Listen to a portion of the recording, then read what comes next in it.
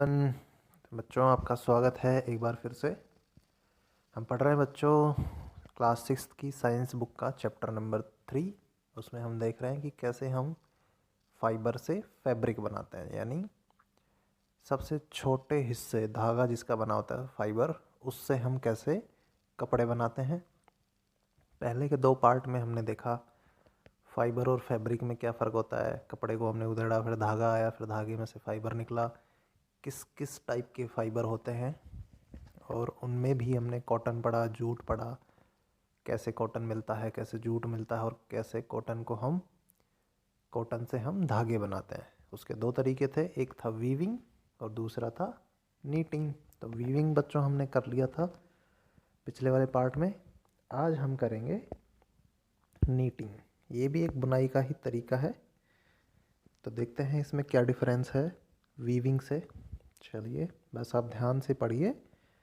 बहुत आसान है और बड़े ही इंटरेस्टिंग तरीके से दिया गया है आपकी बुक में, आपको कोई डाउट नहीं रहेगा। तो चलिए शुरू करते हैं आज की पढ़ाई। नीटिंग को हिंदी में बुनाई कहते हैं। नीटिंग को भी और वीविंग को भी, दोनों का बुनाई बोल सकते हैं हिंदी में, बुनाई करना। तो वीविंग हमने पढ़ लिया था, कैसे हम अलग अलग स्ट्रिप बना के उसको एक दूसरे के साथ ऐसे अरेंज किया था। अब नीटिंग में देखते हैं कि क्या करना है। चलो पढ़ते हैं। नीटिंग में हम क्या करते हैं ये देखते हैं। तो शुरू करते हैं। Have you noticed how sweaters are knitted? क्या आपने कभी ये ध्यान दिया है, कभी ऑब्ज़र्व किया है कि जो आप स्वेटर पहनते हैं सर्दियों में, वो कैसे बुना जाता है। इन नीटिंग, नीटिंग में ए सिंगल यार्न, एक सिंगल धागा, मतलब एक ही धागा, used to make a piece of fabric. एक ही धागे से हम एक कपड़े का पीस, यानी कपड़े का टुकड़ा, या आप बोल सकते हैं कपड़े का हिस्सा बनाने में यूज़ किया जाता है। आपने देखा होगा अपने आसपास कोई आंटियाँ या आपकी मम्मी, दादी, चाची, नानी, कहीं ना कहीं कभी ना कभी आपने देखा होगा। अगर नहीं देखा है तो आप अपनी मम्मी से पूछ सकते हैं, अपनी दादी से पूछ सकते हैं, अपनी आंटी से पूछ सकते हैं कि स्वेटर कैसे बुनते हैं। तो ये दो कुछ लोहे जैसे सिलाई होती थी, इनमें ऊन अटका के सिलाई की जाती थी। तो नीटिंग में बच्चों एक ही धागे का यूज़ किया जाता है और उससे पूरा कपड़ा बना दिया जाता है। देखो, ये एक ही ऊन का गट्टर है, पूरा एक ही है ये, और इससे ये स्वेटर बुना जा रहा है। ठीक है बच्चों, यही है। वीविंग में हमने क्या किया था, वीविंग में हमने अलग अलग जो थी उनको एक साथ ऐसे अरेंज किया था। नीटिंग में क्या है, नीटिंग में एक ही धागा होता है लंबा सा, एक ही यार्न होता है जिससे पूरा कपड़ा बना दिया जाता है। ठीक है बच्चों, चलिए आगे बढ़ते हैं। Have you ever pulled the yarn from torn pair of socks? क्या आपने कभी फटी हुई अपने मोजे या सॉक्स या जुर्राब के धागे को कभी खींचा है? वॉट हैपन्स, क्या होता है? A single yarn gets pulled out, एक सिंगल धागा, एक धागा बाहर निकलता है कंटिन्यूसली, लगातार, as the fabric gets unravelled. जैसे जैसे कपड़ा उधड़ता जाता है, या अनरेवल मतलब होता है उधड़ना या सुलझाना, दोनों ही एक ही हैं। तो जैसे जैसे कपड़ा उधड़ता है वैसे वैसे वो धागा उसमें से निकलता जाता है, लगातार एक ही धागा निकलता जाता है। तो socks and many other clothing items, मोजे यानी सॉक्स, और भी कपड़े, और भी टाइप के कपड़े, are made of knitted fabric, knitted fabric के ही बनाए जाते हैं, मतलब नीटिंग प्रोसेस से ही बनाए जाते हैं। Knitting is done by hand and also on machines. Knitting हाथ से भी की जाती है, जैसे स्वेटर की बुनाई की जा रही है ये वाली, और मशीन से भी की जाती है। ठीक है बच्चों, आगे आपको अच्छे से समझ में, मुझे उम्मीद है आपको कोई डाउट नहीं है। अगर कोई डाउट है तो आप बेझिझक कमेंट बॉक्स में पूछ सकते हैं, हम ज़रूर आपका रिप्लाई करेंगे। ठीक है बच्चों, तो चलिए एक पहेली का एक डाउट है छोटा सा, देखते हैं पहेली क्या कहना चाहती है। ये लड़की है पहेली। पहेली वॉन्ट्स टू नो, पहेली जानना चाहती है, if you have seen any fabrics, क्या आपने कभी ऐसे कपड़े देखे हैं, फैब्रिक देखे हैं that are made of fibres on outer covering of coconut. पहेली जानना चाहती है कि जो नारियल के बाहर जो फाइबर होते हैं, देखा होगा आपने, सूखा जो नारियल होता है उसके बाहर ऐसे होते हैं ना, फाइबर्स होते हैं, रेसे रेसे रेसे रेसे। तो पहेली पूछना चाहती है कि क्या आपने कभी ऐसा कपड़ा या फैब्रिक देखा है जो नारियल के बाहर जो होते हैं उनसे बना हो। तो क्या आपने कभी देखा है बच्चों, बताओ। यदि देखा है तो what are these fibres normally used for. और अगर देखा है तो ये फाइबर्स, ये फाइबर्स क्या यूज़ आते हैं, जो नारियल के बाहर जो फाइबर होता है वो क्या यूज़ आता है बच्चों। ठीक है, तो सोचो। यस बच्चों, वो वाला फाइबर जो नारियल के बाहर होता है, सूखे नारियल के बाहर जो होता है, वो भी यूज़ होता है। किस में होता है, जो मोटे वाले गद्दे होते हैं उनमें होता है, दरियाँ बनती हैं, उसकी रस्सियाँ भी बना सकते हैं। और जो हमारे दरवाज़ों पे जो रखा रहता है पैर पोंछने के लिए, मैट, डोर मैट जिसको बोलते हैं, वो भी बनता है। और भी जैसे बोरे हो गए वो भी बनते हैं बच्चों। और भी इसके ऐसे ही बहुत सारे यूजेस हैं। ठीक है बच्चों, तो चलो आगे बढ़ते हैं हमारे चैप्टर के साथ। तो बच्चों हमने दोनों पढ़ लिया, वीविंग क्या होती है और नीटिंग क्या होती है। तो चलिए अब अपने चैप्टर के साथ आगे बढ़ते हैं। नेक्स्ट पेज पे अपना है वीविंग एंड नीटिंग, दोनों प्रोसेस हैं। आप हमने पढ़ लिया। Are used for making different kind of fabric. तो यही कह रहा है, वीविंग है और नीटिंग है, ये दोनों प्रोसेस हैं जो अलग अलग प्रकार के फैब्रिक, फैब्रिक आप आसान भाषा में कपड़े से समझ सकते हैं, फैब्रिक बनाने के, अलग अलग प्रकार के फैब्रिक बनाने में काम आते हैं। These fabrics are used for a variety of clothing item. और जो ये फैब्रिक बनते हैं ये बहुत सारी अलग अलग वैरायटी के क्लॉथिंग आइटम्स के लिए यूज़ होते हैं। ठीक है, तो चलो आगे बढ़ते हैं।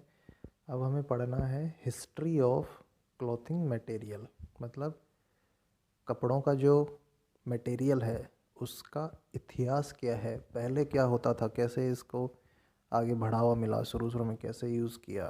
तो थोड़ा सा इसके इतिहास के बारे में जानते हैं। तो चलिए पढ़ते हैं। हैव यू एवर वंडर्ड, क्या आपने कभी सोचा है या कभी आपको आश्चर्य हुआ है, what materials people used in ancient time. Ancient time मतलब पुराना टाइम, बहुत पुराना टाइम। तो इस पूछ रहा है कि क्या आपने कभी आश्चर्य सोच किया है या फिर कभी सोचा है कि जो पुराने टाइम के लोग थे वो कपड़ों के लिए कौन सा मटेरियल यूज़ करते थे, क्या यूज़ करते थे कपड़ों के रूप में। It appears that in those times, ऐसा लगता है कि उस टाइम में लोग यूज द बार्क, बार्क मतलब पेड़ का छिलका, पेड़ की छाल, and big leaves of tree, मतलब पेड़ों की बड़ी पत्तियां, जैसे केले की पत्ती हो गई, और भी पेड़ होते हैं जिसके बड़े बड़े पत्ते होते हैं, उनकी पत्तियां यूज़ करते थे। और एनिमल स्किन्स या फिर जानवरों की खाल, एंड फर्स, और जानवरों के जो फर होते हैं जैसे भेड़ के बाल या फिर किसी से लंबे लंबे बाल होते हैं, फर उसी को बोलते हैं, बालों को ही, टू कवर देमसेल्व्स। तो ऐसा लगता है, हमें कैसे पता, पढ़ के ही पुराने जो सबूत मिले हैं, जो इतिहासकार होते हैं और पता लगाते रहते हैं, तो उनसे हमें पता चला कि जो पुराने लोग थे वो पेड़ों की छाल, बड़े बड़े पत्तियाँ पेड़ों की, या फिर जानवरों की खाल, या फिर उनके फर यूज़ करते थे खुद को ढकने के लिए।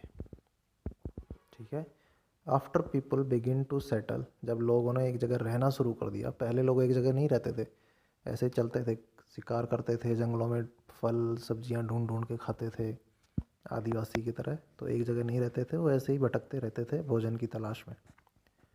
तो धीरे धीरे लोगों ने जब रहना शुरू किया, मतलब एक जगह रहना शुरू किया इन एग्रीकल्चरल कम्युनिटी, और खेती किसानी करना शुरू की, तो वही कह रहा है, जब लोगों ने खेती वाली कम्युनिटी में रहना शुरू किया, सेट हुए एक जगह, they learn to weave twigs and grass into mats. तो उन्होंने पेड़ों की टहनियाँ, ट्विग होती है बच्चों, टहनियाँ, जो छोटी छोटी टहनियाँ होती हैं पेड़ों की, उसको हम बोलते हैं ट्विग। ठीक है, तो टहनियाँ और घास को उन्होंने बुन के मैट्स बनाना सीख लिया और बास्केट्स टोकरियाँ बनाना उन्होंने सीख ली। ठीक है, धीरे धीरे जैसे वो रहने लगे। वाइन्स यानी बेल, एनिमल फ्लीस और हेयर, जानवरों के फ्लीस या फिर उनको बाल बोल सकते हैं, जानवरों के बाल, वर ट्विस्टेड टुगेदर, उनको एक साथ गुथा जाता था, इनटू लॉन्ग स्ट्रैंड्स, लंबे लंबे रेसों में या बोल सकते हैं रस्सियों में। These were woven into fabrics, और फिर उनसे फैब्रिक्स बनाए जाते थे। ठीक है, क्या यूज़ करते थे? बेल जो होती थी, जो बेलड़ियाँ होती हैं फूलों की या फिर कुछ भी बेल हो सकती है, और जानवरों के बाल यूज़ करते थे फाइबर धागे बनाने में लंबे लंबे, और फिर उनको मिला के फैब्रिक्स बनाए जाते थे। द अर्ली इंडियंस वोर fabrics made out of cotton, जो शुरुआती भारतीय लोग थे वो कॉटन से बनाया हुआ कपड़ा पहनते थे। That grew in the regions near the river Ganga, जो कि गंगा नदी के आसपास वाले इलाकों में उगता था। ठीक है, चलिए आगे देखते हैं। फ्लैक्स, ये लिखा हुआ है यहाँ पे फ्लैक्स। अब अगले पेज पे है, flax is also a plant that gives natural fibres. Flax एक पेड़ का नाम है जो कि एक नेचुरल फाइबर है। फ्लैक्स, फ्लैक्स बेटा क्या होता है? सन ही होता है। जो जूट हमने पढ़ा था उसी को हम फ्लैक्स भी बोल सकते हैं, या फिर ऐसा समझ सकते हैं कि उसी से मिलता जुलता होता है। ठीक है। इन एंशियंट इजिप्ट, प्राचीन इजिप्ट, इजिप्ट मतलब मिस्र, इजिप्ट एक कंट्री है, वहाँ के पुराने लोग प्राचीन इजिप्ट में cotton as well as flax were cultivated. Cotton भी होता था और फ्लैक्स भी होता था। कल्टीवेटेड मतलब उगाया जाता था या पैदा किया जाता था या कटाई की जाती थी, कुछ भी आप समझ सकते हैं। तो कॉटन और फ्लैक्स दोनों पुराने टाइम में एंशियंट इजिप्ट में उगाए जाते थे near the river Nile. Nile नदी, इसको हिंदी में नील नदी बोलते हैं, उसके आसपास ये चीज़ें उगाई जाती थी। And were used for making fabrics, और इन्हीं का यूज़ किया जाता था फैब्रिक्स बनाने में। ठीक है, किसका यूज़ किया जाता था? कॉटन और फ्लैक्स का। ठीक है, तो इसमें आपको दो चीज़ें याद रखनी है। नील नदी कहाँ पे है? इजिप्ट में है। और इजिप्ट में क्या होता था? कॉटन होता था, फ्लैक्स होता था। और पुराने भारत के लोग क्या यूज़ करते थे? फ्लैक्स। ठीक है, तो चलिए आगे बढ़ते हैं। इन दोज डेज, उन दिनों में, stitching was not known. Stitching मतलब टाँके लगाना, सिलाई करना। सिलाई करने का लोगों को नहीं पता था उस टाइम में, पुराने टाइम में। People simply draped the fabrics around different part of their body. उस टाइम लोग बस अपने शरीर के अलग अलग हिस्सों पे उन फैब्रिक्स को लपेट लेते थे।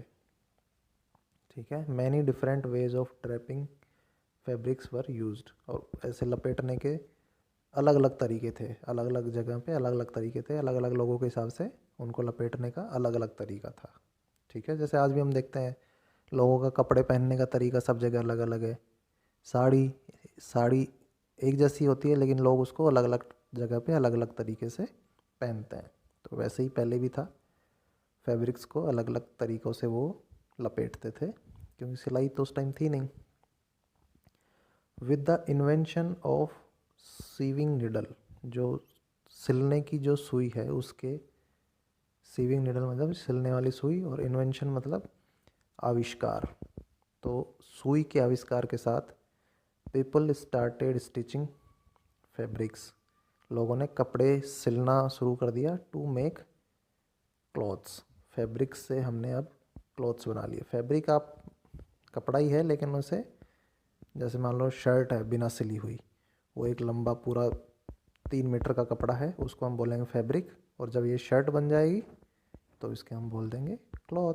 तो यही कह रहा है कि लोगों ने फैब्रिक से क्लॉथ सिलना शुरू कर दिया जैसे ही इनको सिलने वाली सुई का पता चला। ठीक है, stitched clothes have gone through many variation, और जो कपड़े थे वो अलग अलग वेरिएशन के थ्रू आगे गए। सिंस द इन्वेंशन, जब से इनका इन्वेंशन हुआ बहुत सारी इनमें वेरिएशंस आए, मतलब चेंजेस आए, बदलाव आए। कभी कौन सा जैसे आजकल हम बोलते हैं फैशन, पहले कुछ और फैशन था, अभी कुछ और फैशन है, आगे पता नहीं कुछ नया आएगा। तो वही ये कहना चाह रहा है कि अलग अलग वेरिएशंस के दौर से गुजरे हैं, ठीक है। But it is not amazing that even today sari, dhoti, lungi और turban is used as an unstitched piece of fabric. ये आपको समझ में नहीं आया होगा, अभी मैं इसको आसान भाषा में बता देता हूँ।